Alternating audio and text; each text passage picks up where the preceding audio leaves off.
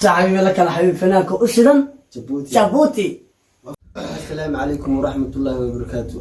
دمان أمد الصومالية لصومالي محمد واني وغسلامنا سلام كشكي لا ترسو قوضان ندرنا ما توحنوين من أبيهن أي سبا الحكسي فنانك السنة فنانكيني وصدح بلونا مغلا وحلو جوغا عاو ودريرتي أفرو ودريرتي سيغا سوى أبابي isaga aan inta xeerkana soo gaarsiiyay maanta maxaa kale ee ciise adoo dhalinyarta la jooga waa farxadin la qaadana. Assalamu alaykum warahmatullahi wabarakatuh. Anigu maanta waxaan la joogaa walaalahayga igu qaaliha dhalinyarta reer Cali Sabiix gaar ahaan Afro teamka u jecelahay la joogaa saxaabtidii la joogaa oo in muddo 3 bilood kala maqnayn oo maanta garabka iyo gaashaanba maanta garab joogo oo aan doonay nolosha inaan la soo qaato dalkii ugu yimid Jamhuuriyadda Djibouti aanu yimid Cali Sabiix aanu yimid walaalahay waxaan leeyahay sanadkiisa caafimaad cimri dheer ilaahay nagu wada gaarsiiyo. shacabka kugu xiran ku xiisay maxaa ka leedahay? shacabka igu xiran oo shacabku ugu badan yahay maxaa ka leedahay? waxaan soo wadnaa shacabkayga waxaan noo soo wadaa tiimkii Habro in badan muddo badan inaga soo farxiyay ciyaaraha haday tahay doos haday tahay iyo maanta soo rogaal celiyay mar labaad ina aniga ay barnaamij ay la qabtaan hadii ilaahay raado waa barnaamij cusub waxaad kala socon doontiin TikTok qaybta ugu horeysa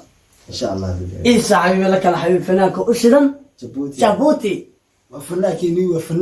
وفناكي oo dhan umada Soomaaliyeed oo dhafinaaka ugu weyn waa fanaanka suugaysay waa fanaanka suugaynay waa ka maanta gabdhaha furba maanta ku soo dhaweynay maanta anigu la jooga caawaha anagu khaas noo yahay ciise daar xirsi cali ilaahay adoo ilaahay maartaas in sharaftiisa kor ha u qaado waa ka hees program hore tan maartaas program waa soo wadna programka oo aad maartaas in hees aad noqoto disho noqoto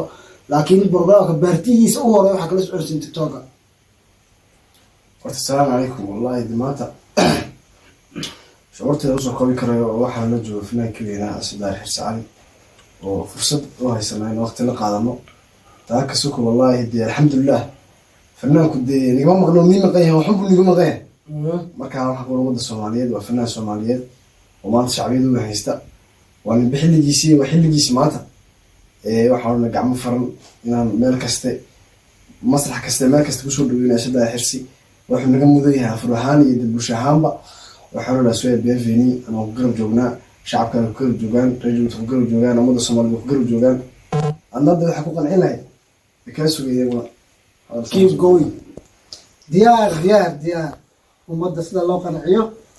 umada sida looga farxiyo umada sida iyadoo qofaysa wada dartaan diyaar baan u ahay shacabkayga gaar ahaan waxaan aad salaamayaa